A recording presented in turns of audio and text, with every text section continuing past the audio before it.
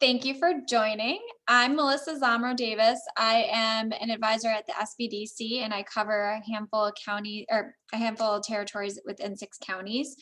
I have been here for 8 years, and SBDC has been here for 34. Those of you that know it have used it longer than 34 years now. I think that was a couple of years ago that I used to use that one. Anyway, we are a free and confidential service, and we're offering these coffee talks so that we can help expand your knowledge and expand your know-how on being a business owner. So this actually arose because our last conversation that we had last month, and Mark, you were on, and Don, I don't think you were on, but Mark, you were definitely on. We talked about what we could do in 2021 and going into 2022 to pivot with our businesses because of the pandemic. And one of the things that kept coming up was, being authentic and talking to your customers and telling your story. So a couple of gentlemen that were on, and Mark can back me up on this. One was a website designer and one was an insurance agency. And they said, that's not a really interesting story to some people. Like, it's not real sexy. It's not real appealing. How do we tell that story so that we can help expand our target audience, our market? And it was really interesting because that came out and we talked more and more about it. And in that process, we came to the conclusion we needed somebody to help us, teach us how to tell a story. So, or tell our story. So we searched high and low and we found Krista. And Krista, I'm going to butcher your last name, so I'm going to have you say your last name. Giannak. Giannak. See, I would have butchered it. So Krista Giannak is actually a client of an SBDC center downstate. And she heard that we were looking for a presenter this morning, a conversational presenter. And her background is from doing blogs to bios, pitches to press releases. Krista has customized her content for the right audience. And that's what this is all about, customizing your content to your audience. Her journalism background includes featured articles published in local magazines and newspapers and hospitality industry trade journals. She has garnered media coverage for her clients in local newspapers and television stations. And through her personal stories, has really told the story of others and herself very well. So we thought that it would be awesome to have her be a part of this morning and teach us and help us mold our story. I am going to, before I have you start, Krista, I just think that it's important to have everybody take a minute and introduce themselves. And some people already know each other because they've been on this before. So if you could do a 15-second who you are, what your business is, so Krista knows, and then I'm going to turn it all over to you.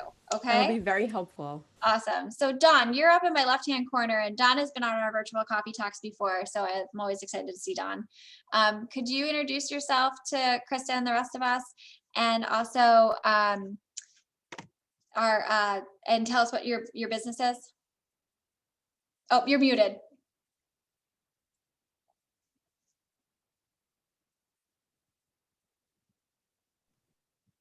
Hi, my name's Don Gendron. I've been a realtor in the Syracuse area for 35 years. I work for JF Real Estate. We are commercial and residential real estate brokers. I live in the city of Syracuse in Sedgwick.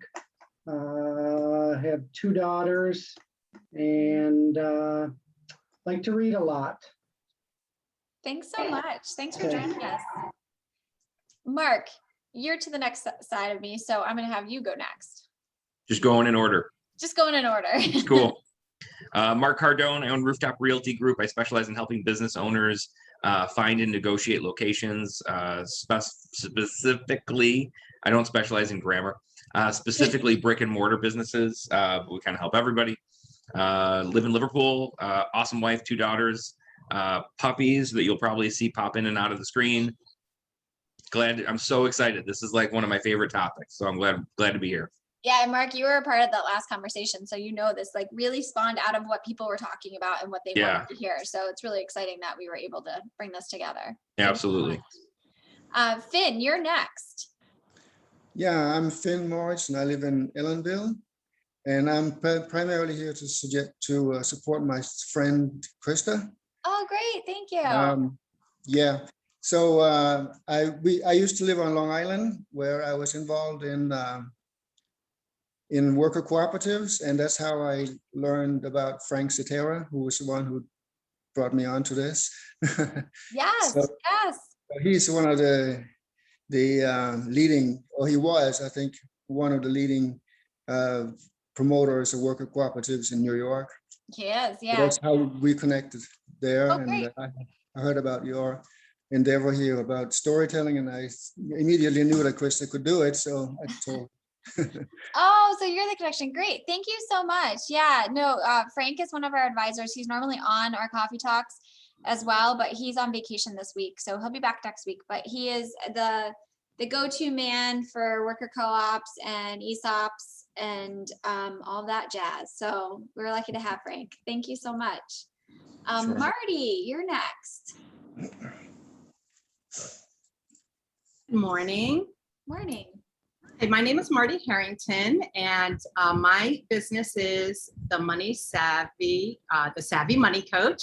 I'm a financial coach dedicated to serving and teaching how to win with money.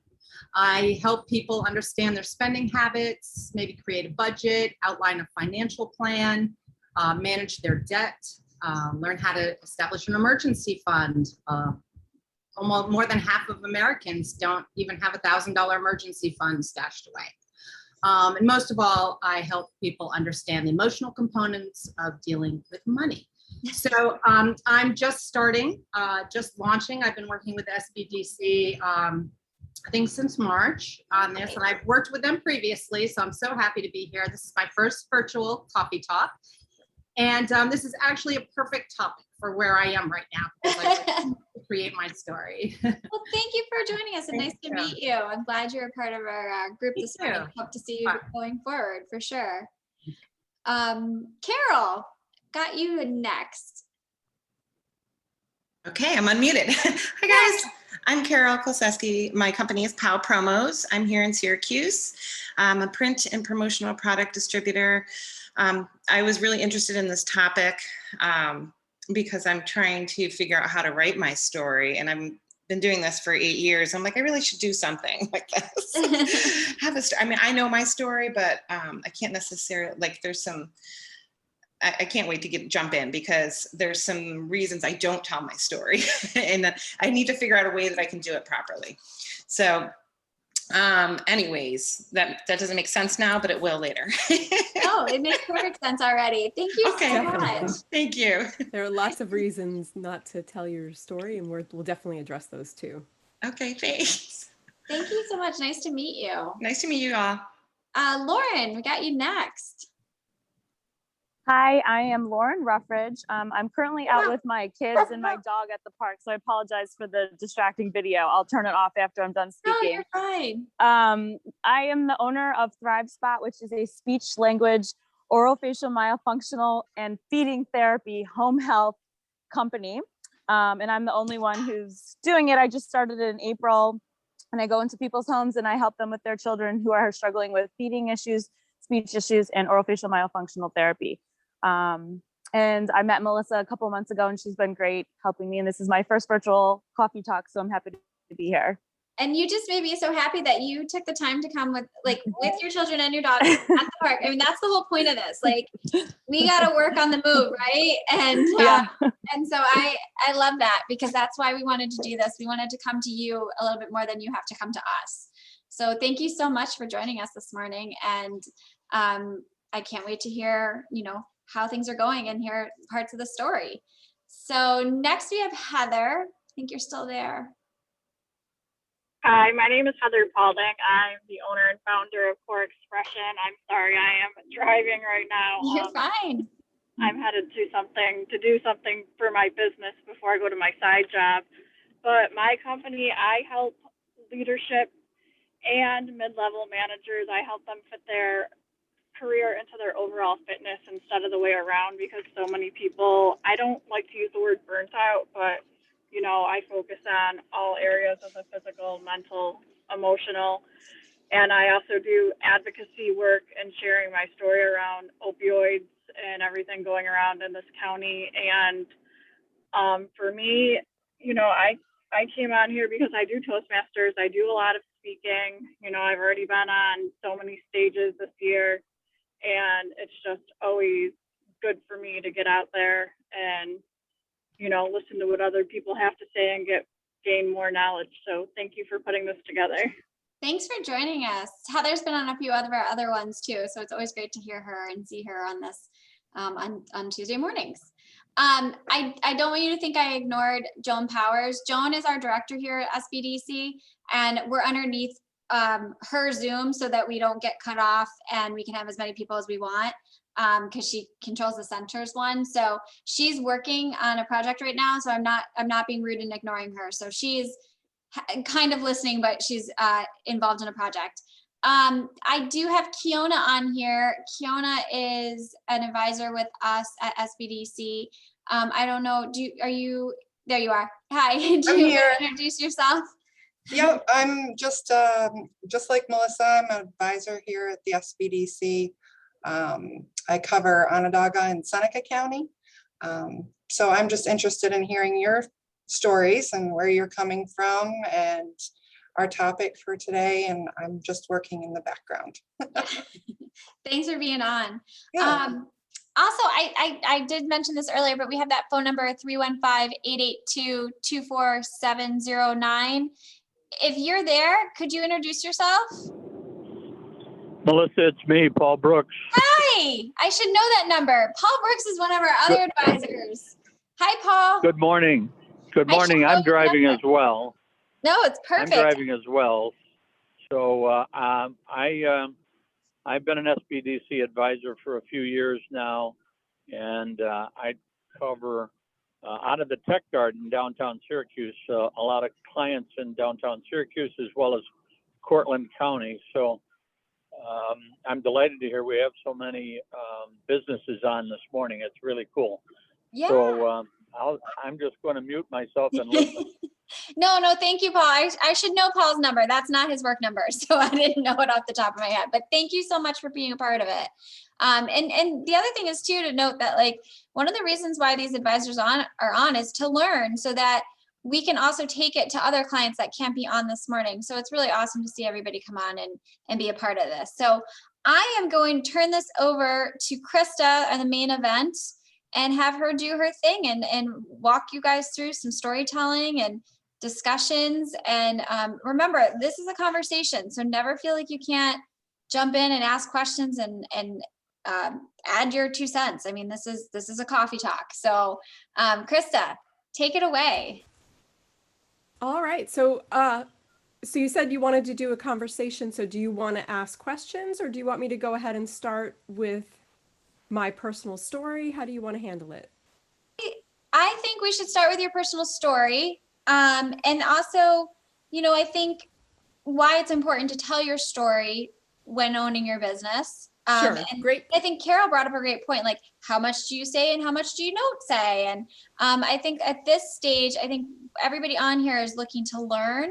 So, giving us your opinion and thoughts on what we should do is super. So great places to start. So absolutely, I enjoyed Carol's question about or concern about sharing your story and how there are times when you don't necessarily want to share. For the longest time, I was telling other people's stories for years, but I wasn't necessarily sharing my own personal story of how I came to be where I am. I've always had a story in my head ever since I was a kid, and yet I wasn't telling the stories of my personal and professional journey as a blind person to become the business owner, writer, networker, and skier that I am today. And a lot of people are like, wow, you ski as a blind person? But to me, because I'm just a beginner and I was just kind of learning from others and I didn't think much of it. And maybe that's the case for some of you in your worlds where maybe you fell into what you're doing now, or maybe you've made some mistakes along the way. Maybe you've faced some fears and challenges, and maybe you haven't always been sure of how to present a weakness as a strength. Those are all challenges that I've learned to cope with. And because I've had mentors and I've had friends along the way, I've been able to turn what many people think of as a weakness, the blindness, and I've been able to turn it and speak about it from positive angles. A lot of people think that their stories are ordinary, or sometimes people will even tell me, oh, my story's boring. I went to a workshop once and they asked everyone to describe their business in a sentence as if they were talking to a 5-year-old. So I came up with the fact that as a writer and a speaker, I help to make boring people sound interesting. I kind of made it a little bit of a cheeky joke there to be fun.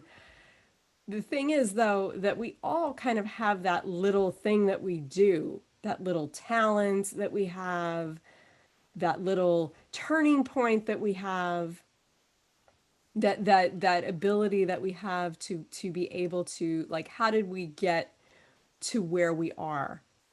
So I'd like you all to take a moment, and I'd like people to share on this call, but we'll take a moment to think about it first, about some of the turning points in your life. Not all of them are going to be relevant to your business story. Some of them will be, though, and sometimes, if you're anything like me, perhaps you have turning points in your life that you didn't even realize until you started talking about them and until you started exploring them. You didn't even see the connection to your business. And sometimes that can happen where you need an outsider's perspective or just some time and some distance to be able to take those turning points and make them show your path as a business owner. So think about for a moment what some of those turning points in your life have been. And I'd like to see if people would like to share one kind of in a sentence or two. Not all of them will relate to your business, but I think we'll find that some of them may. I'll give you about a minute to think about that.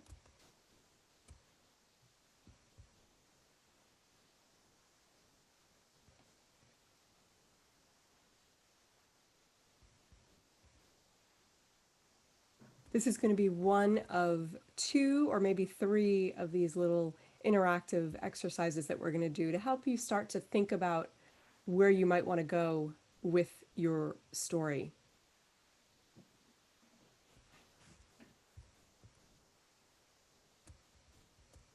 Krista, it's Marty. Yeah. I think I'm ready with mine. It's all right, great, perfect. My occurrence was actually pretty recent, so it's pretty easy for me to think about it. So I was in the hospitality industry, and with the onset of COVID-19, March 22nd, last year, my business basically just flipped a switch and turned off. Mm-hmm. So it was a long spring, summer, fall, and I had some obviously some challenges with my finances, and in doing so, figured there must be other people that are feeling this as well. And how I helped myself through some education and really hunkering down and learning about financial freedom, and thought, wow, I think I can share this with people and really help people. And delving in, seeing how many Americans are really in dire straits, kids and young couples, just that example strapped with,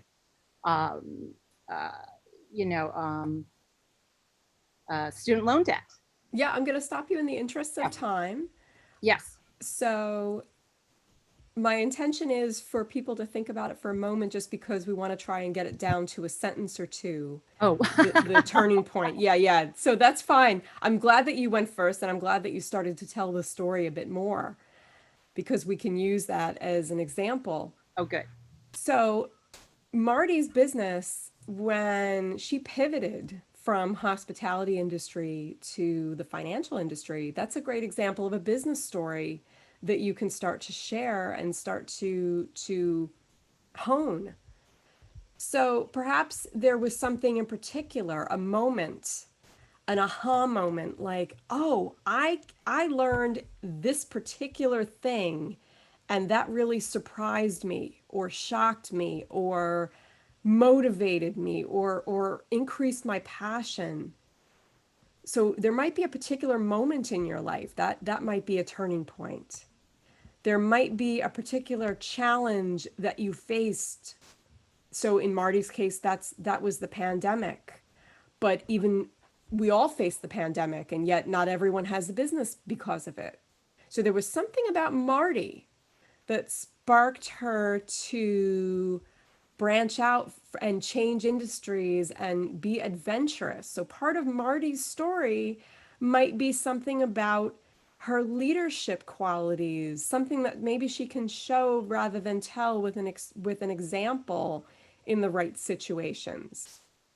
There are lots of places that you can use these stories and lots of different ways that you can tell them, which is why, as much as people often talk about formulas, I tend to stay away from formulas, and I tend to focus more on guidelines and checklists for good stories.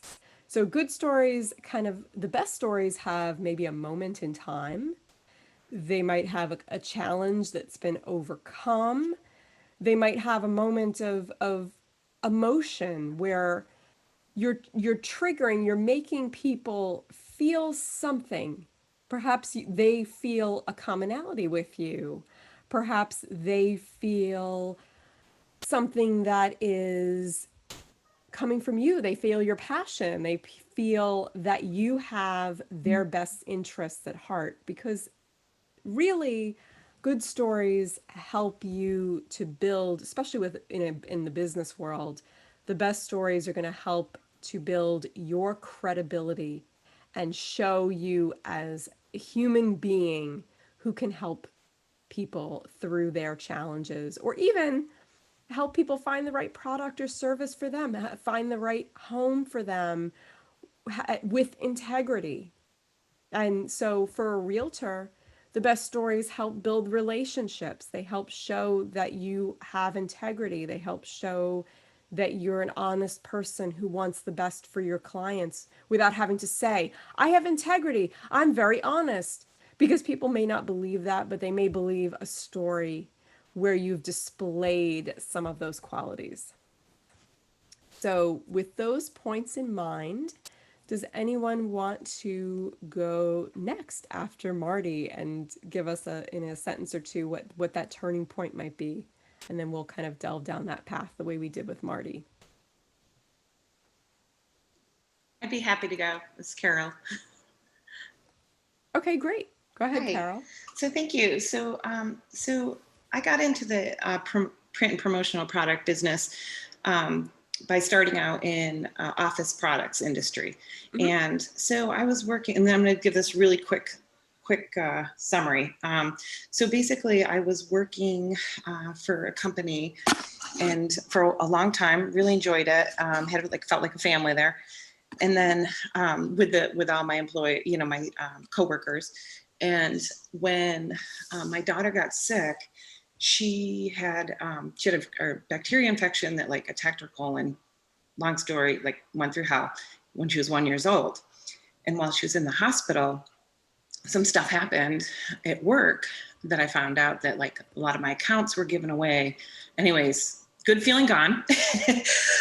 So I was really upset, and I just thought that was wrong in every way. And I left that business and went to another competitor that had been on me forever. And I was really loyal. So I went to the new company, and I I loved print and promo. That was like where my strengths were. I was very good. My background's marketing, and I was really strong in that So I'm going to stop you department. for a moment. Can you tell me the end of the story? So the basic story is I left.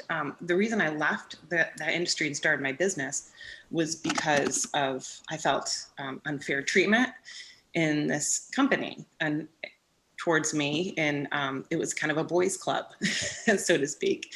And I did 2 years there, and I said I'm done when I didn't get promoted to where I had more experience. And so it was only 2 years, but I had way more experiences than this guy that ran this department. So I never want to talk bad about that kind of stuff, but that's my story. I came from I have a lot of experience, but I don't want to, I signed a, I won't just talk bad about them. And so I tried to not try to do that.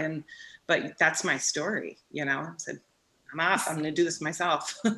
Yeah. So let's talk about that. So there may be many reasons why why people don't want to share their stories. And of course, if you have something confidential in your background that would reflect badly on others, then perhaps even if it is something to the effect of my company was doing unethical business practices and I decided to branch out, you may need to finesse that a bit so that you're not speaking badly about them. But the focus ultimately, you can turn it back to how you developed the skills or the passion. Maybe there was an experience, because promotional products are also, just as as a writer for my own business, my business, by the way, is called Wise Words That Matter. And I created that name because it was actually a combination of a few different usernames that I had used on freelancing sites. And what I realized was that I want to be helping businesses because I've always had these stories in my own head and always wanted to learn other people's stories, help them share their knowledge, their passions, their stories. That's always been what I've loved ever since I was a kid, to learn new things. So sometimes I'll tell stories about moments where I learned something new, where I made some sort of a discovery, where I faced a challenge or a fear. So the story overall is the fact that I'm living out, to some degree, of course, but I'm living out my passions of helping others to share stories. I'll talk about my experiences with writing. So for a promotional products person, those passions might be more about people. There might be some experience from when you were younger, when at some moment or some turning point or some new skill that you learned, that you knew that you wanted to work with people. And that might be part of your story. Or perhaps you learned something about business or about promotion that really interested you. So the stories could really go in a number of directions. Okay. So I tend to focus on, I like to give my customers a powerful experience. I create and by being creative and finding things that are unique for my clients' businesses. I mean, that's the kind of thing I'm doing. I'm Native American, so my company, I named it POW Promos, POW playing on the powwow. So I always use POW, like powerful in my words and anything that has POW in it. Yeah, that's a great story, a great present tense. And since you had mentioned that, I think that's what the next exercise that we're going to do is talking about a present tense story about your kind of a brand telling story about your business as it is today. But I'd like to hear. See, I feel like it's generic though. Like that's generic. Like to me, that's not my full story. That's like me being, it's just like just talking about service and you know what I'm saying? Like, yeah, well, we'll go into that. Okay. And I mean, yeah, and the stories are really a work in progress as well. We're not going to be able to necessarily make because let's face it, a lot of our businesses, people do the same kinds of things.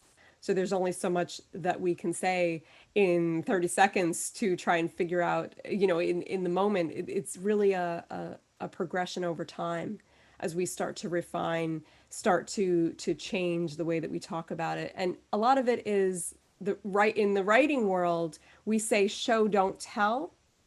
But now, obviously, you have to tell to a certain degree. But if you can show that power in maybe a slideshow, or if you can tell about that power in a case study, or if you can demonstrate that power when you have conversations with prospects and you have powerful ideas. So a brand is more than a catchy story that you can hear in 10 seconds, which they're great. And when I hit upon them, I'm elated. But the reality is that not every business is going to have that catchiness right off the bat. It may be built in reputation, in deeds, in actions, in your presentations, in the way that you have conversations with your prospects. So that's why I was saying this is about more than a formula that you can walk away with and create a kind of a formulaic elevator pitch and just kind of have something. This is about figuring out over time how you're going to craft your story, and you'll continue to hone it. You'll come up with new stories. You'll continue to get better over time. Thank you. So I want to have one or two more person do their turning points, and then we're going to move on to a more present tense exercise. I can do mine. Sure. Go ahead. Is that Heather? This is Lauren. Sorry, Lauren. Go ahead. No problem. So I've been a pediatric feeding therapist for about 12 years now. Mm-hmm. And when I moved to the area in October, I did some market research to try and find where I would fit best in this area to serve the community. And I got a lot of consistent feedback from parents that there was a lack of in-home services to help them in the comfort of their own home navigate the trials of their children's issues with feeding, with bottle feeding, with breastfeeding. And so I started my business so that I can bring my skills into the comfort of parents' own homes and help them with their most routine daily, their most everyday routines that, we face every day. We eat 5 times a day. And these parents who are struggling with feeding with their kids, it's a daily struggle. And so I bring my skills into their home in order to try to help them in their most natural environment. Excellent. So the story here is twofold. One is painting a picture, especially when you're networking with others. Painting a picture for those parents let's say you're speaking to a parental group. You're painting a picture for them about what exactly does that struggle feel like? Maybe if you can tell me for a moment what these parents are going through. Sorry if you hear my son in the background. These parents are going through just like so much doubt and questions, like are what they seeing with their children, is this normal? Is this abnormal? Do they need to seek help?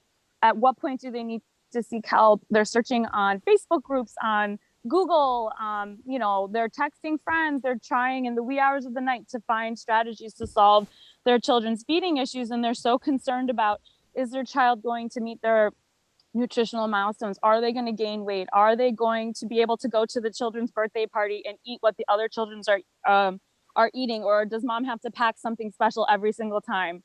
So those are some of the daily struggles that I find that are truly impactful, even though they sound very basic, like just going out to the park and being able to eat the same foods as like someone at the birthday party. They really do hit home with parents who struggle with these issues with their kids. Absolutely. And that is how you kind of bring your story into the present. Your story moves nicely from the past into the present in the sense that you're talking about how you have seen a lack. You've seen a lack of information, a lack of resources. You can even put it in the perspective of the fact that you're telling their story. Actually, you're telling the parent's story. You're saying this is what they've come to you with. This is what they've shown you, that they're looking for help, and you felt you wanted to step up and be that person and learn more and do more for them. So your story actually blends nicely from going from the past to the present. So I hope that you've all seen from these different examples that the many stories that you tell have a lot of variety to them. They don't have to all be the same. They don't have to all be the same type of personal story. Some of them may be more focused on the clients that you serve than you. Especially your present story can be about you if you have something remarkable in your present. It can also be about your clients, the wonderful work that you're doing for your clients. It can also be about their struggles, their challenges. What are they facing every day? Why does your work matter so much? And while it may not differentiate you in terms of all of your competitors, their clients may have the same challenges. The fact that you are bringing them up, the fact that you are addressing them here and now in front of your audience, in front of your prospects, you're talking to them about, these are the types of concerns that my clients typically have. Do any of these apply to you? And you're kind of leaving that question out there if you're having a conversation with someone, or maybe you might even end an elevator pitch kind of with that statement hanging in the air about maybe some of these might apply to someone you know. Or if you have a statistic that shows that they're very common, you could even say it's likely that someone you know, or you can share that little stat with them about how likely it is that someone they know is facing this particular challenge. And those are ways that you can tell stories in different ways. You can tell stories with data. You can tell stories with your own personal experiences and emotions. You can tell stories. So I hope that these pointers and these ideas are sparking ideas in your own heads, and that you're kind of thinking and sort of jotting down things in your own lives that you might use to enhance the stories that you tell. Anyone have any questions or thoughts? Hey, Krista. Yeah. This is Mark Cardone from Rooftop. Hi. So like when it's funny. I literally just went through this process because I had to do a presentation where somebody said, we want you to talk about failure that you had and how you overcame it and became a business owner, right? So we went through the story, and a big part of it was spending time, actually connecting to the audience, and saying, like, these are the entrepreneurs that are listening. This is what they're going through. So, we want to get on that level. So I think by default, I kind of became the guy who's perpetually bad at everything. You know what I mean? Like literally entrepreneurs connect with that because they go, oh, like he doesn't know what he's doing and he has a business now. So eventually, like if I work with him, I'll know what I'm doing eventually. So more of a question, just like how much of the story, because I know you said we're going to talk about present tense stuff now, but how much of kind of the initial story in that elevator pitch should be, kind of connecting with why we're similar, like why am I similar to the customer? And does that ever, when you get to a larger company as opposed to one-on-one entrepreneurs, like does that ever kind of become a downfall because you become the main focus of the thing?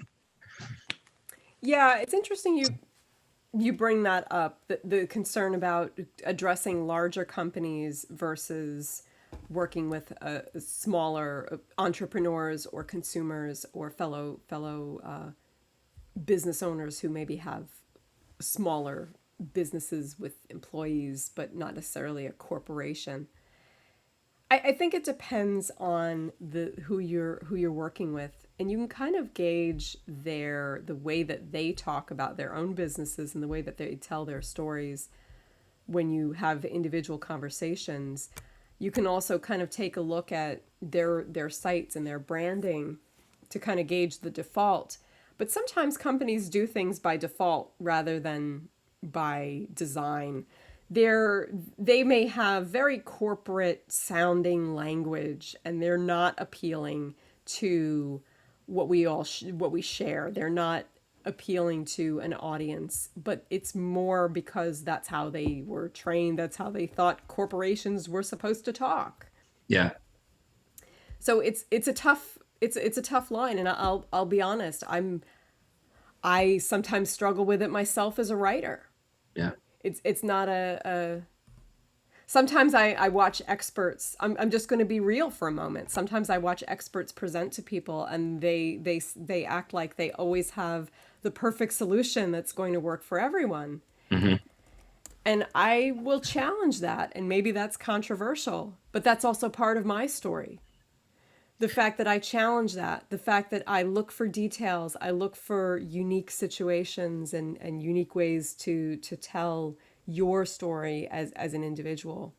So I would say that those are all good things to look for. You absolutely want to be looking for what makes you similar. You definitely want your audience to be first in terms of what you're going to be presenting.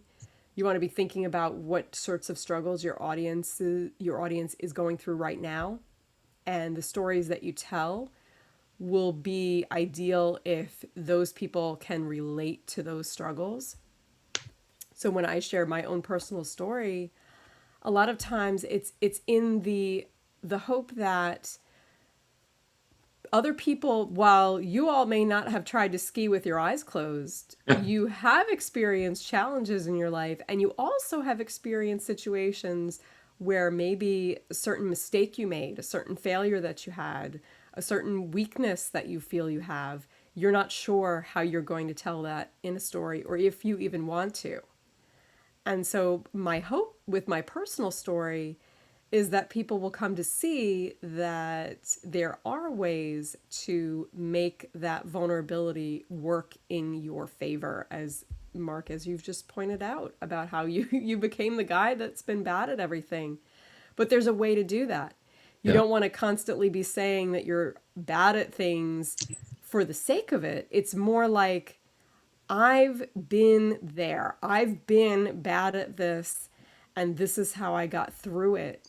Yeah. Or it's more like, well, this may not be this may be a struggle, and here's how we can turn it to our advantage. You kind of want to be presenting the stories from a positive, the other side kind of perspective a lot of times. Some people can make it work the other way, where they share their struggles in the moment, and there is a place for that. But a lot of it is about your similarities, your relationship to the audience, how you're looking at what they need and what they want. So to the present tense, let's talk about, what do your clients, and take a moment to think about this. I really want it to be a sentence or two. I'm actually going to go, if you go on longer, I'm actually going to cut you off. So what do your clients, because I want everyone to go ideally, what do your clients need? Or actually, no, let's even say, what do your clients want in the moment? Because sometimes you know what they need, but if they're not wanting it and if they're not looking for it, they may not need to hear about it in the moment that you meet them. So what do your clients want right now?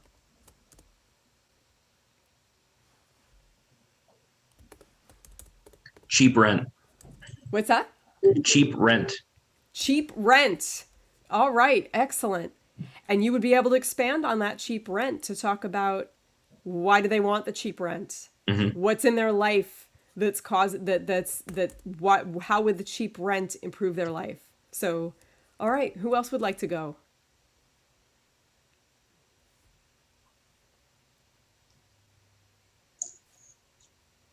I can go, even though they want money.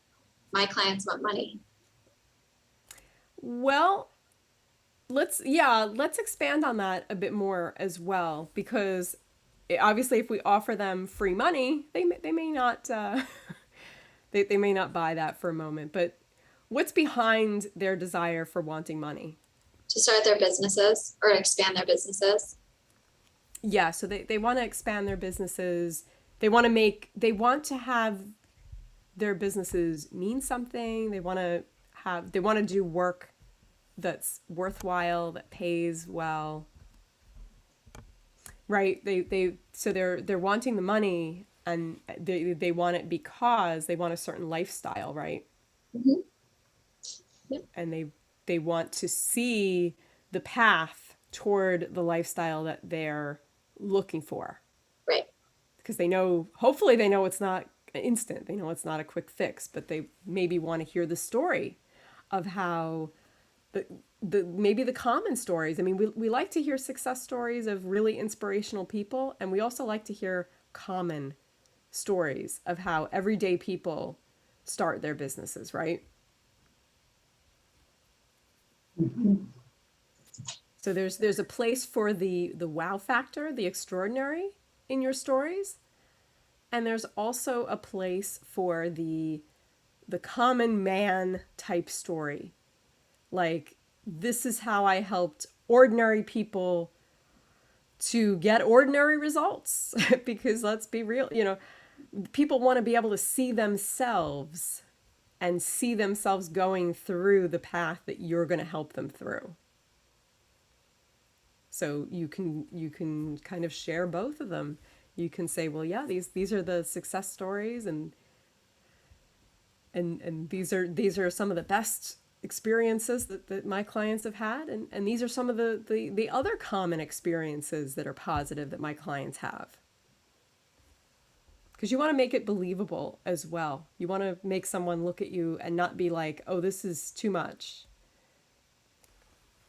So with real estate, I'm sure there's a lot of discussions about appraisal and, am I going to really get this value for my home? You want people to believe when you tell them, yes, I can get you this. Anyone want to go next? Okay. I just worked on my sentence. This is Carol. Okay, great. Hi. So I wrote, have a powerful experience in finding unique quality print and promotional products to fit their marketing needs.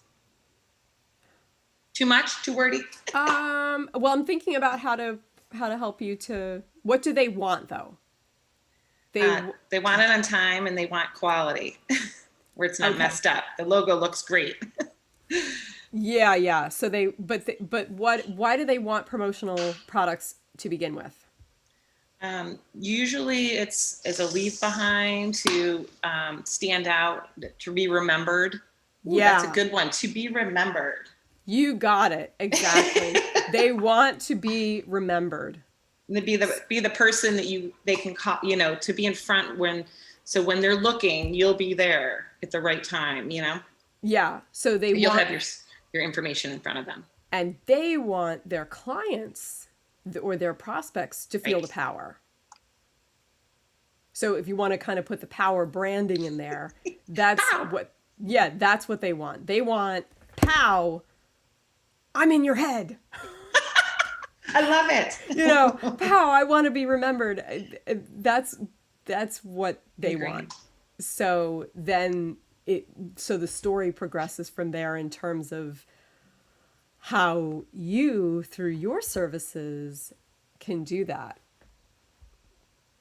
How, what makes your style. And that's where you can also have some stories about how you've maybe helped with some ideas, or how you... Case studies. Yeah. Mm-hmm. Or how you can just kind of stories about your approach, things like that. So that's kind of how you branch out from what you want, or rather what they want, to kind of showing how you can deliver it. Or sometimes what people want isn't possible at the moment. And sometimes the stories are a little bit of education as well. Like, and there's some honesty and relationship building there. Like, yeah, we may not be able to get you here right now. We can get you there at this point in time. Something like that. Right. Well, you just brought up a great point, because with the pandemic, a lot of, supply with the supplies and the lack of employees has been a huge factor in my industry and many other industries. And so I am doing that. I have like right up front, like there are no guarantees right now, but guess what? I guarantee I'll keep you in the loop. That's all I can say. It's coming from all over the place. And, I'm finding my suppliers that are, communicating with me as well as I'm communicating with my clients. So that's like, those are the relationships I'm holding on to right now because it's changed. It's just crazy. Yeah. Absolutely. Being honest. Yeah, definitely. Thank you. Let's see. We have some people who haven't gone yet. Maybe Finn or Kiona.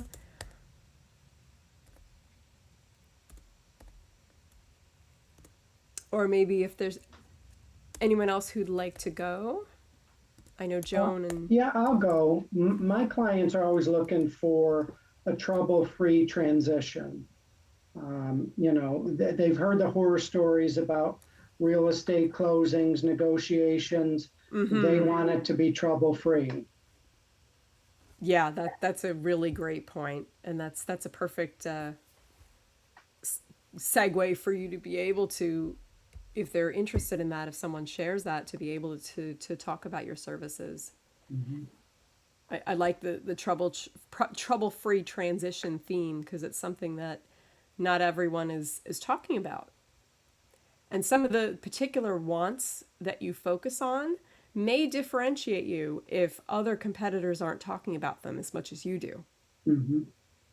So that's an important point too, where sometimes it's very easy for us to look and say, well, yeah, but everybody else does the same thing I'm doing. Right. Yeah, but they might not be marketing it the same way. They might not be talking about it the same way. Right. So that trouble-free transition phrase is a really good one that you can look around and see, are other people using this phrase? If not, maybe that can be my go-to. Maybe that can be the start. Maybe that can be the foundation for a lot more of my stories. Right. And honestly, I tell them I can't promise you a rose garden, but I'll be there to help you weed it when these things come up. Yeah, definitely. Yeah. You can have, and a lot of content that people create, whether they're hiring a blogger like me, or whether they're writing their own stuff, or doing social media posts, or doing infographics, or other types of content. Ideally, they have all of that content coordinate together. It maximizes the money and time and effort that they're spending, and it also allows them to share stories that relate to each other, or that, so you can have series. You can have maybe a trouble-free transition series, or you can have a powerful promotion series where you kind of share examples. Or you can have different types of stories that you share in different ways. Also, okay. One other question I didn't ask, is anyone here also a speaker? Because there are other types of stories that you would share as a speaker, and I want to finish with that if anyone is. No. Okay. Well, then I'll ask, are there any other types of stories that I haven't addressed that anyone here would like me to address?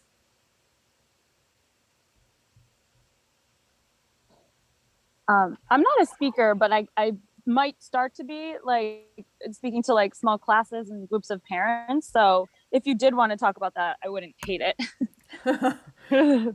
Yeah. So your professional bio is important as a speaker. And that's where some of that stuff we were talking about as the turning points, or the kind of the story of your profession, how you got to where you are, can help, because they can help show why you're the expert to talk about this topic. So you depending on the strength of your various stories in your own life, you can put those things in your bio, talk about your turning points in your life. You can also talk about, when I help people write their bios, I'll look to see if any of the awards they've won, do they add credibility? Do they have certain experiences that they've had in their life that position them, perhaps uniquely position them, to talk about a particular topic that they're going to be presenting on? And then I look at the longer bio just in case the bookers might be interested. And then I look at the shorter bios of what can I say in a few sentences that shows why I'm the person for this presentation to interest both the bookers and the audience. And it kind of depends on the situation. So does anyone want to share what are your takeaways from this presentation? Is there something that you're going to start doing because you've been here, or is there something new that you're thinking about from this conversation? Rather, not really a presentation, but I'm definitely going to sit down and organize a few different stories depending on my audience, because I feel like I've just been flying by the seat of my pants type of a thing. And I think that really practicing it really would make a difference, and using like a lot of the tips that you made to generate those stories would be helpful. Yeah, great point, Lauren. Organizing your stories to have different ones for different types of audiences. Anyone else? Well, I see I need to go back to my about section on my website and tweak and perhaps streamline my about. There's a story there, but it may be too broad, like you were saying at the beginning, cutting you off. So that's my takeaway, is that perhaps I'm giving away too much, where people get lost and disinterested perhaps in my huge long story. Yeah, good point, Marty. You want to have stories that have points to them. You want to have a kind of a theme that connects. And that's where sometimes outsiders' perspectives are needed, because it's hard for us to look back at our own lives and look at our own businesses and automatically come up with that. Absolutely. And you had the little exercises that you had us do were great exercises for me to work on that. So thank you. Excellent. Anyone else? So this is Carol. So I just wanted to share, so I saw this email come up that this was going to be presented, the story, and I'm reading a book right now, so I'll share the book that I'm reading because it was right on line with what this is about. So I wanted to, sure. You were right. I mean, you were exactly what my book is going through right now. And so I've been doing these exercises, and I didn't have the right notebook because I have a little notebook that goes with my book. So why don't you tell us what the book is called? It is called, so it's called Make Some Noise. Have you ever read it? I haven't. It's a fantastic book. It's by Ken Schmid, who is the former director of communications for Harley Davidson. And he changed that company around. So this is the book. It's so good, but it has some really great ways of like weeding through all the BS, about exactly what you said about all those professional words and all that stuff that, that people think that people want to hear, but they really don't connect with, and getting right to like what they want, like what your clients want, what they're looking for, and what makes them make some noise and be remembered. So it's very good. Right in line. You're doing right. What you said was perfect. Sometimes that happens where we're on the path to learning something in particular, and then all of a sudden we get opportunities and multiple people saying the same thing. So that's very helpful. Cool. Very cool. Thank you so much. Sure. Anyone else? Krista, I think it's funny, my audience, if I'm dealing with a younger audience, the headline is more important than the story. They don't want the details. They just want, they want a quick synopsis. So sometimes the headline's more important than the story. Yeah, absolutely. That's a great point too. Although of course we have to be careful with headlines, because if it may be clickbaity where, I want to click on this. Right. And yet at the same time, so we kind of have to be careful there in terms of we don't want to make people, we want to make sure we're building credibility and building, our honesty and integrity with our headlines as well. So if we have a clickbaity headline, we want to kind of get into it and show why did we choose that headline if it's not real, or if that makes sense, what is it that we're trying to say with the headline? Right.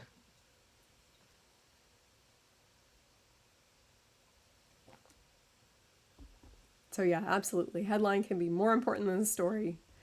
Anyone else?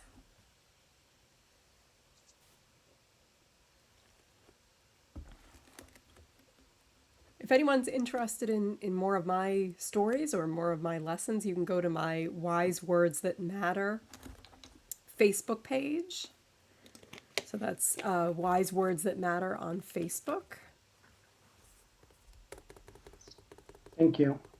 Well, we're just about that 10:30 mark, a little after, and I can't thank Krista enough. I think we all got a lot out of this, and I'm so glad we recorded it. So we're gonna be able to share this with some others that couldn't attend. Any last questions for Krista at this point? No. And Krista put in the chat the website and the Facebook page to go to, so thank you so much.